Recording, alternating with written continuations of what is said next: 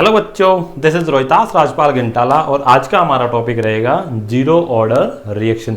Zero order reaction के बारे में हमें डिटेल में बात करनी है आज की इस क्लास में। Clear? So without any further delay let's start the topic zero order reaction. सबसे पहले हम बात करते हैं कि जीरो ऑर्डर रिएक्शन दरअसल होती क्या है। अगर हम इनकी डिफाइन करने की बात करें so we can define the zero order reaction as the reactions which rate is directly proportional to the zeroth power of the concentration of the reactant known as zero order reaction.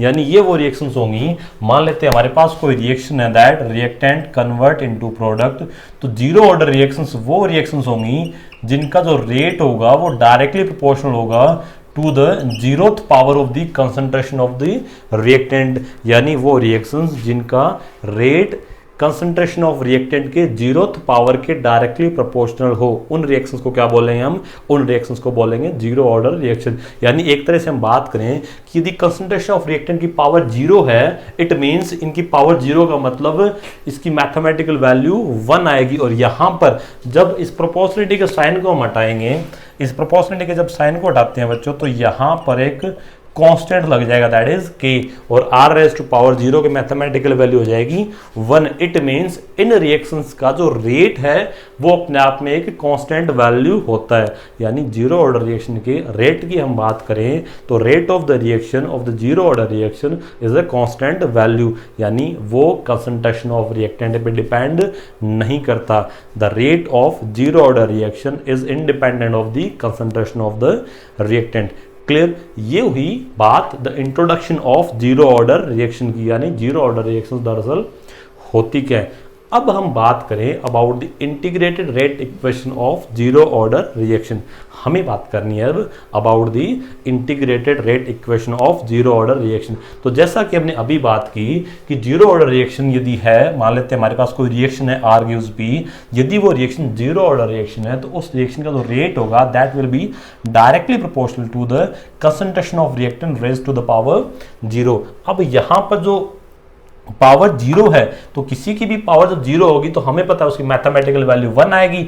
और यहां पर proportionality के sign को यदि हम हटाते हैं, on removing the sign of proportionality, यहां पर क्या मिल जाएगा आपको? यहां पर लग जाएगा एक कांस्टेंट दैट इज के। और के को हमने बोला था जब हमने रेट लॉ की डिस्कशन की थी तो वहां पर हमने बात की थी कि के यहां पर क्या है कि एक रेट कांस्टेंट है। Clear?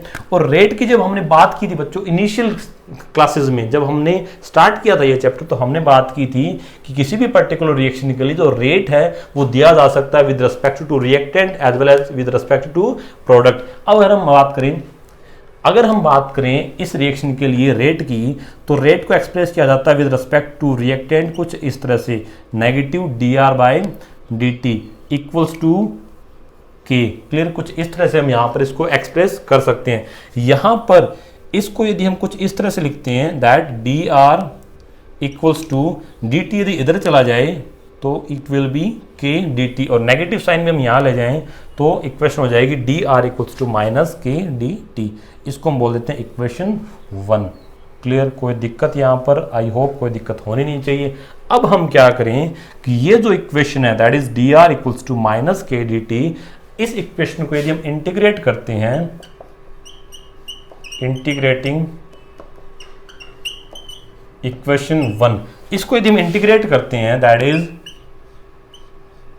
dr equals to minus k, अब के कांस्टेंट, इसका इंटीग्रेशन होगा नहीं, इंटीग्रेशन होगा dt का। क्लियर? अब यहां पर जो dr है इसका जब इंटीग्रेशन होगा दैट विल बी r, इसको जब इंटीग्रेट करेंगे तो आपको मिलेगा r, और k एज इट इज है, इसका इंटीग्रेशन किया नहीं हमने इंटीग्रेशन किया dt का, जो इंटीग्रेशन होगा t प्लस, जब यहां पर जब इंटीग्रेशन हम कर रहे हैं एक तरह से विदाउट एनी लिमिट्स की हम बात कर रहे हैं, तो यहां पर अपने आप में जब इंटीग्रेशन हम करेंगे तो एक इंटीग्रेशन कांस्टेंट मिलेगा आपको, जिसको हमने रिप्रेजेंट कर दिया किससे?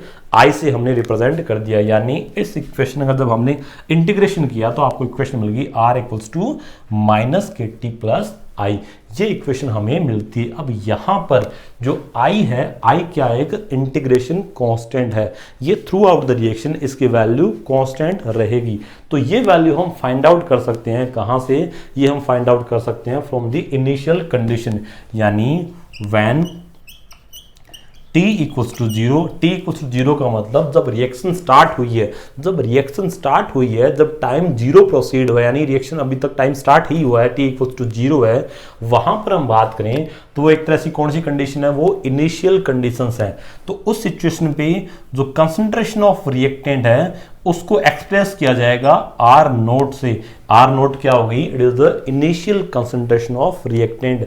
जब रिएक्शन स्टार्ट होती है, जिस कंडीशन पे रिएक्शन स्टार्ट हो रही है, जब टाइम जीरो था, उस सिचुएशन पे जो कंसंट्रेशन ऑफ रिएक्टेंट है उसको हमने किससे एक्सप्रेस कर दिया, उसको हमने एक्सप्रेस कर दिया आर नोट से। तो आर नोट क्या हो गया हमारे पास, आर नोट हो गया यहाँ पर initial concentration of the reactant. यानी जब टी जीरो था तो आर क्या था, आर नोट था। ये दोनों वैल्यूज यदि हम यहां पर पुट करें तो हमें मिलता है, आर की वैल्यू हम क्या पुट कर देंगे, आर नोट।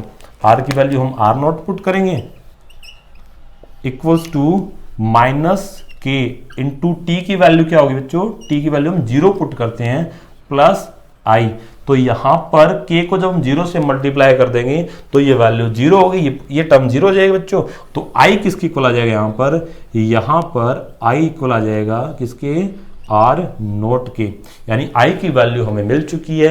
आई की वैल्यू क्या है, आई की वैल्यू है आर नोट। अब हमें पता है कि आई क्या है, I is integration constant. I is an integration constant. I एक इंटीग्रेशन कांस्टेंट है, वो थ्रू आउट द रिएक्शन उसकी वैल्यू कांस्टेंट ही रहेगी। यानी आई की जो वैल्यू हमने फाइंड आउट की है that is r naught, throughout the reaction आई की वैल्यू आर नोट ही रहेगी।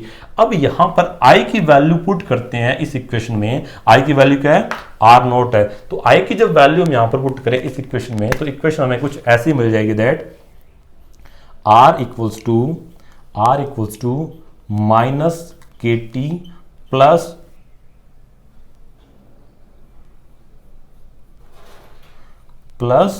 Are naught. क्लियर, ये आ गई आपकी इक्वेशन नंबर 3। यहां पर हमें इक्वेशन मिल गई, जब हमने आई की वैल्यू आर नोट पुट की तो इक्वेशन हमें क्या मिल गई, r equals to minus k t plus r naught. Clear. अब यहां से इस इक्वेशन से हम बात करें आगे तो यहां पर हम माइनस के टी को यदि हम लेफ्ट साइड में लेके आएंगे तो हमें वैल्यू मिलेगी के टी इक्वल्स टू, अब आर को यदि हम राइट साइड में ले जाएंगे तो यहां पर इक्वेशन कैसी बन जाएगी, इक्वेशन कुछ ये मिलेगी आपको, r naught minus r. Clear. यानी इक्वेशन 3 में जब हमने के टी वाली टर्म को लेफ्ट साइड में ले गई और आर को हम राइट साइड में ले गए तो इक्वेशन कुछ ऐसी बन गई। अब यहां से हम के की वैल्यू फाइंड आउट कर सकते हैं, that is r naught minus are upon t. Clear. ये आ गई वैल्यू ऑफ के। अब ये जो इक्वेशन मिली है हमें दैट इज इक्वेशन नंबर 4। इस इक्वेशन को हम बोलते हैं, इस इक्वेशन को क्या बोलेंगे हम, that equation is known as integrated rate equation. इसको हमने क्या नाम दे दिया, इस इक्वेशन को हम बोलेंगे इंटीग्रेटेड रेट इक्वेशन, और यही हम ड्राइव कर रहे थे। क्लियर। एक बार ब्रीफली बात करते हैं कि इंटीग्रेटेड रेट इक्वेशन की अगर हम बात करें for the zero order reaction तो हमें पता है कि मान लेते हैं कोई रिएक्शन आर यूज पी है, कोई रिएक्टेंट प्रोडक्ट में कन्वर्ट हो रहा है और यदि ये जीरो ऑर्डर काइनेटिक्स को फॉलो कर रहा है तो वहां पर जो रेट ऑफ रिएक्शन होगी that will be directly proportional to the concentration of r raise to power zero. अब यहां पर प्रोपोर्शनलिटी के साइन को हटाएंगे तो एक कांस्टेंट मिलेगा दैट इज के, और r raise to power zero और किसी की भी पावर जीरो उसकी मैथमेटिकल वैल्यू 1 आती है, और के को जब हम 1 से मल्टीप्लाई करेंगे तो आपको के ही मिलेगा। अब जो रेट इक्वल्स टू के है यहां पर, तो रेट को हमें पता है कि रेट को हम एक्सप्रेस कर सकते हैं with respect to reactant as well as with respect to product. अब यहां पर हमने रेट को एक्सप्रेस किया विद रिस्पेक्ट टू रिएक्टेंट, तो कुछ इस तरह से हम रेट को एक्सप्रेस कर सकते हैं that minus D r equals to d t. अब ये कैसे एक्सप्रेस किया हमने, ये हमने बात कर ली है ऑलरेडी जब हम बात कर रहे थे about the rate of reaction. हमने इनिशियल क्लासेस में जब हमने रेट ऑफ रिएक्शन एक्सप्रेस किया था, जब हमने बात की थी एवरेज रेट की और हमने बात की थी इंस्टेंटेनियस रेट की, वहां पर हमने कुछ इस तरह के एक्सप्रेशंस दिए थे रेट की, तो वहां से आप उसकी हेल्प ले सकते हो। यहां पर आई बटन दिख रहा होगा आपको, इस आई बटन पे क्लिक करके आप एवरेज रेट और इंस्टेंटेनियस रेट वाली क्लास को विजिट कर सकते हैं ताकि आपको ये आइडिया रहे कि ये जो टर्म है वो कहां से आई। क्लियर।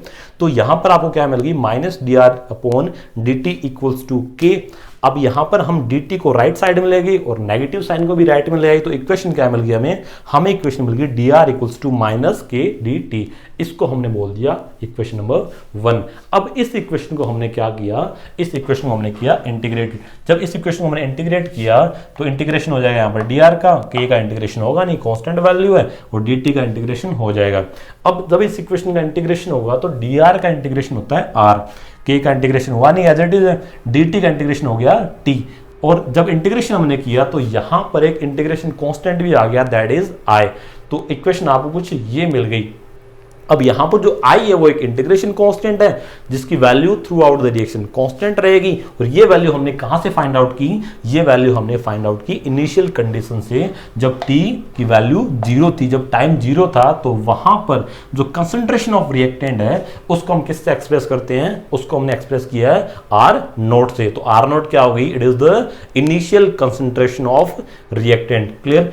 अब यहां पर जब t 0 था और r नोट था, तो ये वैल्यू जब यहां पुट करते हैं तो r की जगह हमने पुट कर दिया r नोट और t की जगह हमने पुट कर दिया 0। तो यहां पर i एज इट इज है, तो k को जब 0 से मल्टीप्लाई करेंगे तो ये टर्म 0 हो गई, तो i की वैल्यू किसके इक्वल आ गई, i की वैल्यू आ गई r नोट के इक्वल। क्लियर। तो ये जो हमने ये जो तामझाम किया ये किस लिए किया है, ये हमने किया है i की वैल्यू फाइंड आउट करने के लिए, और इसकी हेल्प से हमें i की वैल्यू मिल जाती है, और i की वैल्यू कितनी है, r नोट है। क्लियर। अब i की ये जो वैल्यू है, ये वैल्यू हम इस इक्वेशन में पुट करेंगे। किस इक्वेशन में, इक्वेशन नंबर 2 में। अब यहां पर ये कंफ्यूज नहीं होना है कि हमने t 0 कर दिया और r नोट कर दिया, ये वैल्यू तो ये बन चुकी है ना, ये हमने सिर्फ और सिर्फ i की वैल्यू फाइंड आउट करने के लिए किया था। ये इक्वेशन हमारी एज इट इज है अभी भी। क्लियर। तो हमने i की वैल्यू फाइंड आउट कर ली, हमें i की वैल्यू मिल गई r नोट। तो इस इक्वेशन में, इक्वेशन नंबर 2 में जब हम i की वैल्यू पुट करेंगे तो हमें इक्वेशन कुछ ये मिल जाएगी। i की जगह हमने क्या पुट कर दिया, आर नोट। ये इक्वेशन मिलेगी आपको इक्वेशन नंबर 3, और इस इक्वेशन को मॉडिफाई करके हमने बना दिया ये, और इससे हमें फाइनली मिल गया value of k equals to R naught minus are upon T. ये जो इक्वेशन मिली है, इस इक्वेशन को हम क्या बोलेंगे, इस इक्वेशन को हम बोलेंगे integrated rate equation for the zero order reaction. Clear, good. अब हम बात करते हैं plots of the zero order reaction, यानी जीरो ऑर्डर रिएक्शंस के लिए कुछ प्लॉट्स हम ड्रॉ करेंगे, उनकी हम बात करते हैं। तो बच्चों, जब हमने इंटीग्रेटेड रेट इक्वेशन ड्राइव की तो यहां पर बीच में हमें कुछ इक्वेशंस मिली। एक तो इक्वेशन थी आपकी रेट इक्वल्स टू के आर एस टू पावर 0, या फिर हम यूं बोल सकते हैं दैट रेट इक्वल्स टू की। एक तो हमें इक्वेशन ये मिली। यहां पर एक इक्वेशन आई थी बीच में, इक्वेशन नंबर 3 जो थी आपकी, that is r equals to minus k t plus r naught. Clear. यहां पर हमें एक तो इक्वेशन आपकी ये है, इसको इक्वेशन 1 बोल दे एक बार टेम्परेरी, और ये आपकी इक्वेशन 2 बोल देते हैं यहां पर। क्लियर।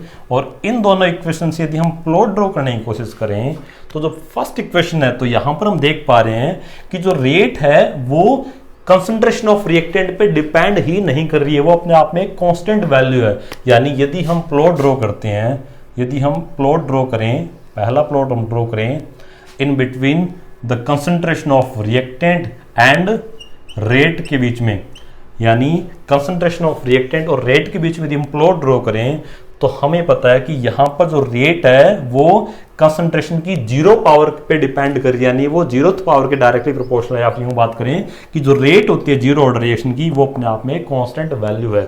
हम मान लें कि किसी रिएक्शन की, कोई रिएक्शन की जीरो ऑर्डर है, उसकी रेट है मान लो किसी कंसंट्रेशन पे ये है यहाँ पर, तो यदि आप कंसंट्रेशन इंक्रीज करोगे रिएक्टेंट की तो रेट पे कोई फर्क नहीं पड़ेगा, वो यही रहेगी, वो कांस्टेंट ही रहेगी। Clear.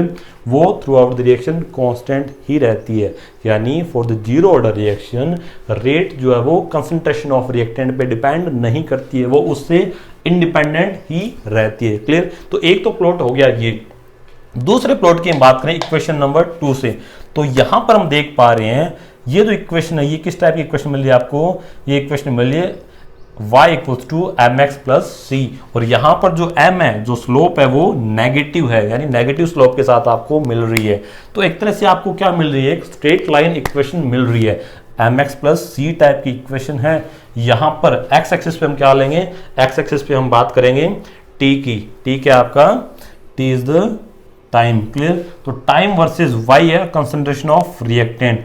Time versus concentration of reactant के बीच में हम प्लॉट ड्रॉ कर रहे हैं यहां पर। क्लियर? तो एक्स एक्सिस पे टाइम है, वाई एक्सिस पे कंसंट्रेशन ऑफ रिएक्टेंट है। तो हम देख पा रहे हैं नेगेटिव स्लोप के साथ आपको स्ट्रेट लाइन मिलेगी, यानी ये कुछ इस तरह से मिलेगी। यानी जैसे जैसे टाइम प्रोसीड होगा, जैसे जैसे टाइम आगे रिएक्शन प्रोसीड होगी टाइम के साथ साथ, वैसे वैसे कंसंट्रेशन ऑफ रिएक्टेंट लीनियर वे में डिक्रीज होती जाती है। जब टाइम 0 था तो यहां पर जो कंसंट्रेशन ऑफ रिएक्टेंट है, हमें पता है इनिशियल कंसंट्रेशन को हम क्या बोलते हैं, इनिशियल कंडीशन में जो कंसंट्रेट होती है उसको हम कंसंट्रेशन होती है उसको हम R0 से रिप्रेजेंट करते हैं। और यही कुछ आपका C है जो इंटरसेप्ट है, यानी ये क्या हो गया आपका इंटरसेप्ट, किसके इक्वल हो गया, इंटरसेप्ट हो गया आपका R0, that is initial concentration of the reactant. और ये हो गया आपका स्लोप, दैट इज माइनस के क्या हो गया आपका स्लोप हो गया। तो ये आ गया plot in between R versus T। तो जब टाइम और R के बीच में, जब टाइम और कंसंट्रेशन ऑफ रिएक्टेंट के बीच में हम प्लॉट ड्रॉ करते हैं तो हमें एक स्ट्रेट लाइन मिल रहा है विद नेगेटिव स्लोप। तो इससे हम क्या बात कर सकते हैं, हम बोल सकते हैं कि जैसे जैसे टाइम प्रोसीड होगा कंसंट्रेशन ऑफ रिएक्टेंट लीनियर वे में डिक्रीज हो रही है। और एक प्लॉट ये था हमारे पास जिसमें हमने बात की थी कि कंसंट्रेशन ऑफ रिएक्टेंट यदि हम इंक्रीज करेंगे तो रेट पे कोई फर्क नहीं पड़ेगा। तो यहां से हम बोल सकते हैं कि rate is independent of concentration of reactant. Clear? तो ये हुई बातें प्लॉट्स की for the zero order reaction. अब हम बात करते हैं about the half life of zero order reaction, about the half life of zero order reaction. तो सबसे पहले हम बात करते हैं कि दरअसल हाफ लाइफ होती क्या है। तो जब हाफ लाइफ की बात की जाए तो जैसा कि नाम से क्लियर है, हाफ लाइफ मीन्स आधी जिंदगी। अब यहां पर आधी जिंदगी किसकी है, जिंदगी हमें पता है किसकी कटे जा रही है, यहां पर रिएक्टेंट्स जो हैं उनकी कंसंट्रेशन टाइम के साथ डिक्रीज होती जा रही है। तो यानी हाफ लाइफ का मतलब है कि जो आप कंसंट्रेशन लेकर चले थे, जो रिएक्टेंट की कंसंट्रेशन आप लेकर चले थे जब हमने रिएक्शन स्टार्ट की थी, तो जिस टाइम ड्यूरेशन में जो कंसंट्रेशन ऑफ रिएक्टेंट है वो इनिशियल कंसंट्रेशन से हाफ रह जाए, उस टाइम ड्यूरेशन को हम क्या बोल देंगे, हाफ लाइफ बोल देंगे। So we can define the half life as the time period in which the concentration of reactant remains half to its initial concentration is known as half life of the reaction. तो किसी भी reaction में जब उसकी concentration reactant की initial concentration से